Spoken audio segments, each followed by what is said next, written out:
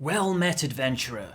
In the latest Baldur's Gate 3 news, Larian Studios revealed a cornucopia of details on the game. In terms of the narrative, you are burdened with a great power, devouring you from within, which is a reference to the illithid tadpole that your character was implanted with. How far down the path of darkness will you let it take you? The fate of the Forgotten Realms is on your party's shoulders. Will you carry it to salvation, or descend with it to hell? Amid all this chaos, a new cult is on the rise. The cult of the Absolute, seeking to overthrow the older order. Its shadowy network is chipping away at the Forgotten Realms' foundations. Baldur's Gate itself will be the first to fall. What is interesting though, is that the description ends with, you desperately seek a cure, and find that the tadpole gives you godlike powers. You find yourselves on the stage of a complot hatched by none other than the Dead Free,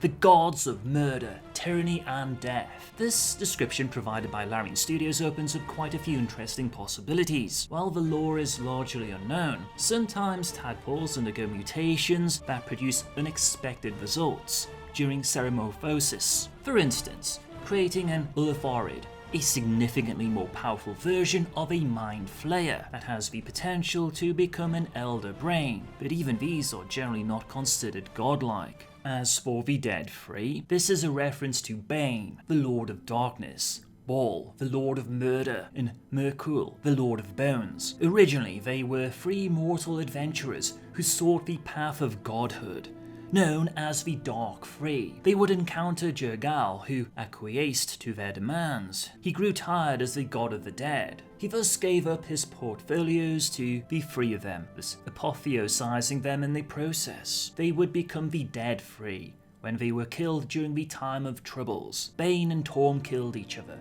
Merkul was killed by the immortal mage Midnight, while Baal was slain by Cyric using the Sword of God's Bane. Some facts.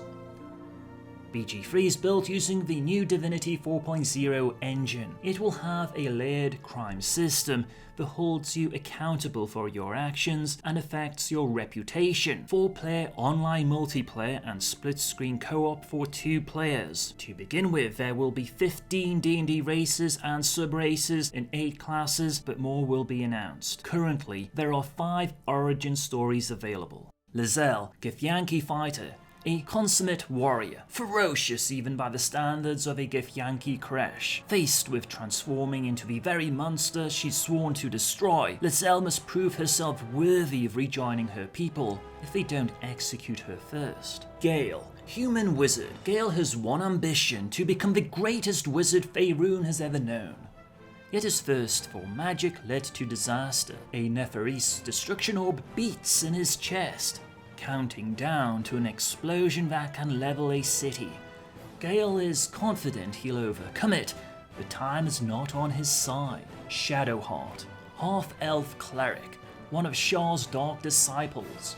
Shadowheart was sent on a suicide mission to steal an item of great power. While wrestling with her faith and a strange untamed magic, Shadowheart has enemies on all sides, and a long-buried secret to uncover. Will, human warlock. Noble by birth, Will made his name as the heroic blade of frontiers. He keeps his pact with the devil well hidden, and is desperate to escape the hellish bargain, even if that means rescuing the seductive creature that made the deal. Astarion, high elf rogue. He prowled the night as a vampire spawn for centuries, serving a sadistic master until he was snatched away. Now he can walk in the light, but can he leave his wicked past behind? The ability to speak with the dead will be important and will create interesting scenarios.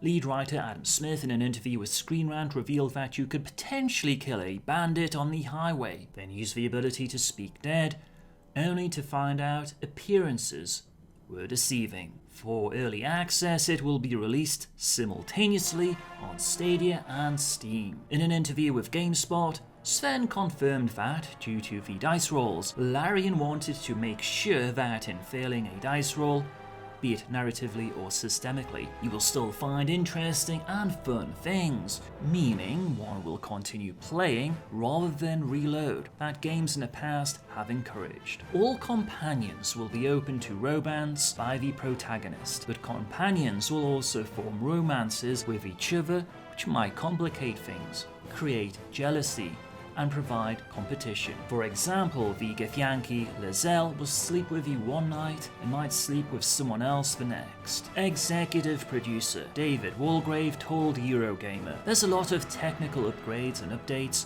that we did to our engine, and I don't know if it would be capable of being able to actually run on those things," in reference to the PS4 and Xbox One. Ironically, the consoles Cyberpunk 2077 will be running on. In an interview with Geek, Walgrave confirmed you will see characters from the previous games returning in BG3. In a somewhat strange interview, Vice would claim the demo was a kinky affair and felt like a D&D adventure run by someone who just learned about femdom, subs, and wiki feet. I seriously must have watched the wrong demo.